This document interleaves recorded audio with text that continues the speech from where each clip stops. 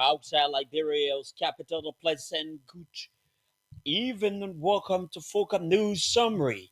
50 minutes of news presentation covering Liberia, Africa, and our warm world.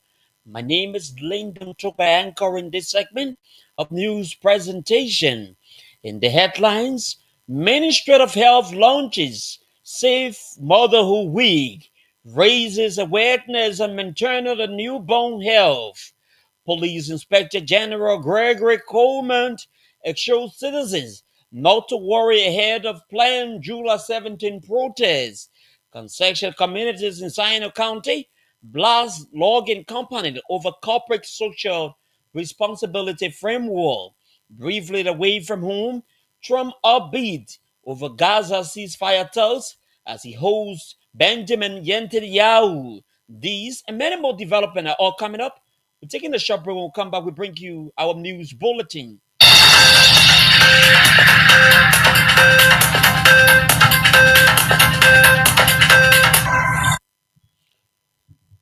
The Ministry of Health launches Safe Motherhood Week. The Ministry of Health has officially launched a Safe Motherhood Week, a week-long exercise that raises awareness about maternal and newborn health problems. The move was launched recently under the theme Every Birth Counts. Speaking at the launch of the event recently, Health Minister Dr. Louis Poto delivered a passionate message emphasizing that every birth is a vital moment. According to Dr. Poto, Safe Motherhood Week is not just a health campaign, but a summer call to action. Dr. Poto also added that no woman should lose her life while giving birth and that no newborn should be denied a healthy start. The health minister outlined government's unflinching commitment to strengthening maternal and neonatal care health system, noting that the efforts have been intensified to reduce maternal and newborn mortality rates. These include expanding access to emergency obstetric and neonatal care, increasing the number of skilled birth attendants, ensuring availability of essential medicines, and addressing systemic barriers to care. Plans are underway for home-based aviation trainings in Liberia. The AFCO National Inspector Course. The move is bringing together 20 key aviation practitioners from Liberia's Civil Aviation Authority and the Liberia Airport Authority. The internationally recognized courses developed by the International Civil Aviation Organization aims to empower national inspectors with the skills necessary to conduct effective oversight of aviation security measures in full alignment with global standards and recommended practices. Among the participants, 16 represent the CLAA, while 4 represent the LAA internal quality control sections of the security department. Hosting this course is Liberia's Hosting the course in Liberia marks a major milestone in the implementation of the country's aviation security improvement plan. The House of Representatives has summoned Liberia's agricultural company management to a public hearing scheduled for Thursday, July 10. The summons issued by the Joint Committee on Concession Compliance and Review requires LSC General Manager Nivan Madden to appear with all documents related to the operation. Lawmakers will examine LAC compliance with its concession agreement, focusing on contract terms, tax records, and corporate social responsibility contribution to effective local communities. The hearing underscores the House oversight mission, ensuring concessionaires in Liberia meet legal, financial, and social obligation, promoting fair development and accountability nationwide. Officials emphasized that the process strengthens transparency and good governance in the concession actors, reinforcing public trust and safeguarding communities' interests across Liberia's agricultural business and landscape. Police Inspector General Gregory Coleman has assured citizen safety and protection ahead of a planned protest on July 17. Some citizens claiming to be under the gauze of economic hardship are gearing up to gather and demand government's accountability. A civil society organization, Solidarity and Trust for the New Day, stand told a local media that he has mobilized over 100,000 Liberians nationwide to join the protest under the theme Enough is Enough. Stein claimed that the protests aim to highlight alleged worsening economic hardship, the breakdown of public services, and the alleged political intimidation against members of the legislature in Liberia. However, the group has not yet obtained a permit from the Ministry of Justice to inform law enforcement of its course of action, making security coordination a challenge for authorities. Despite the move, IG Coleman has reaffirmed his position that the LMP remains committed to democratic rights and civil duty. The police boss also promised to maintain public order and minimize unnecessary disruption for citizens going about their daily activities. Tensions are said to be rising in Sowajue communities in Sino County over the implementation of an MOU signed between the local logging company DEP and concession communities. Though DEP Logging, a Liberian-owned enterprise, is generally welcome for its national ownership, citizens are said to be increasingly displeased with those appointed to represent community interests. Some of the residents have since contended that the inclusion of some former community leaders who failed to ably represent them on a previous logging concession is a troubling sign. In an interview, several residents reflected on their experiences during the operations of Mandra Logging Company, which held concessions in the region hostage for several years. According to the residents, many promises outlined in the MOU has not been fulfilled, particularly critical development projects, largely due to what they describe as ineffective leadership. In response to residents' concern, Deep Lodging General Manager Nathaniel Nett told reporters that the company remained fully uh, committed to the terms outlined in the MOU. The Deputy Director General for Administration at the National Food Agency, Nyanwa Kato, says the recent signing into law of the Agency Funding Act as an enabling instrument for the institution. Recently, President Joseph Boakai signed the National Food Assistance Agency Act of 2020 into law to empower the institution in tackling Liberia's food security. Speaking recently in Monrovia, Kato emphasized that the new law will establish a strong legal framework to solidify the agency's identity and enhance its ability to make a meaningful impact nationwide. This is a reminder that you are listening to Focus News Summary, 50 minutes of news presentation covering Liberia, Africa, and our one world. Let's bring you a quick look at our headlines so far. Ministry of Health launches Safe Motherhood Week, raises awareness on maternal and newborn health.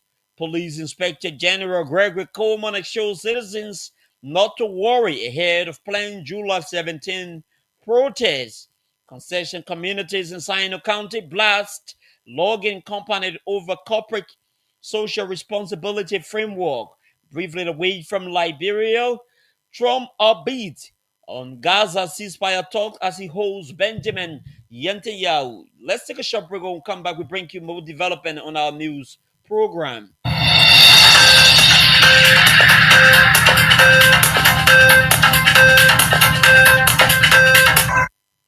Welcome back, and thanks for rejoining us on this presentation. The Chinese embassy near Monrovia has donated a range of essential office equipment to the Liberia broadcasting system to enhance productivity and ease staff workload. Speaking during the donation Monday, LBS Director General Eugene Fagon thanked the Chinese government for the donation, adding that it will harness for the purpose intended. The LBA boss also praised the renewed commitment between Liberia and China, which yielded a gesture. The donation included 3 laptops, 3 HP Dexter computers, and 1 HP Lexus printer. Fagon commended China's significant role in Liberia's reconstruction and modernization, noting that the Asian giant has developed more infrastructure in the country than any other partner. He highlighted key projects such as the Ministry of Health headquarters, the Samuel Kayando Sports Complex, and the improvement of at the Rabat International Airport as an example of China's ongoing contributions. Fagon added that the donation is a symbol of China's continuous commitment to Liberia's growth, and it will go a long way in improving the working conditions of our media professionals. Liberia Revenue Authority Commissioner General Dogba Jala is currently in Abuja, Nigeria, attending the 12th Steering Committee meeting at the International Monetary Fund. Commissioner Jala joined experts from across West Africa to discuss ways to strengthen capacity and boost domestic revenue, as well as address financial matters. On Monday, Commissioner General Jala participated in a high-level panel discussion on domestic revenue mobilization, where he shared Liberia's experience and highlighted strategy being implemented by the LRA. The event, which is the second African Regional Technical Assistance Center for West Africa, is an IMF-led initiative in partnership with recipient countries and development partners. The center focuses capacity building in key areas of macroeconomic and financial management across the countries: Gabon, the Gambia, Ghana, Liberia, Nigeria, and Sierra Leone. The Liberia Drug Enforcement Agency has arrested two individuals suspected of drug trafficking at the Bull Waterside port of entry in Grand Cape County. According to the LDA, the two suspects were arrested after allegedly trying to smuggle a significant quantity of narcotic identified as Kush into Liberia. The suspects include a 26-year-old Liberian national, Joseph Barkley, and 23-year-old Sierra Leonean national, David Kakolo. According to a release, they arrested him from a tip-off about a suspicious vehicle entering the country. Criminal Court C. Judge Joe Barkham is expected to hold pre-sentencing hearing later today for Peach Bility, son of Nima County Representative Musa Hassan Bility.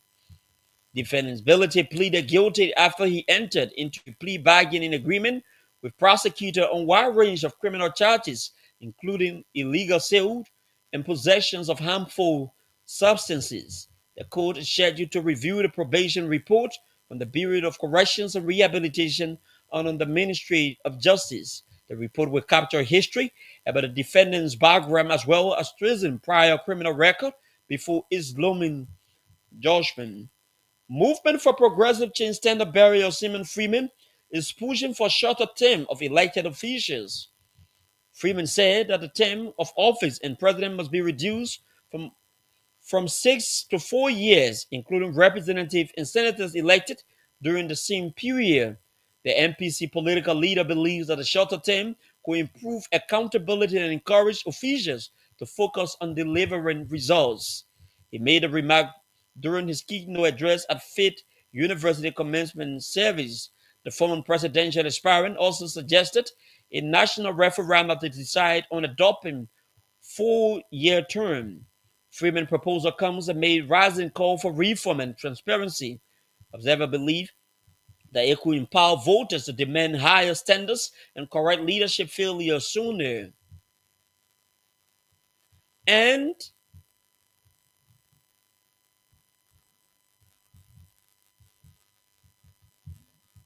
U.S. President Donald Trump has said that he thinks talks to end the war in Gaza have begun going along very well as he hosted Israeli Prime Minister Benjamin Netanyahu in Washington, D.C.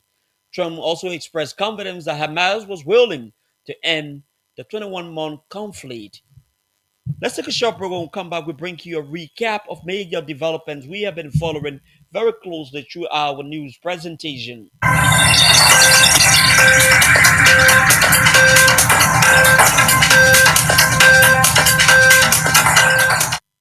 Now to end this news, we recap major stories we have been following very closely on our news program. Ministry of Health launches Safe Motherhood Week raises awareness on maternal and newborn health. Police Inspector General Gregory Coleman assures citizens not to worry ahead of planned July 17 protests. Concession communities in Sino County blast logging company over corporate social responsibility framework.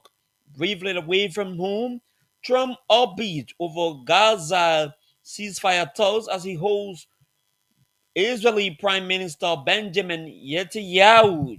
This is Spoken News Summary. My name is Lyndon Toba, presenter. Good evening.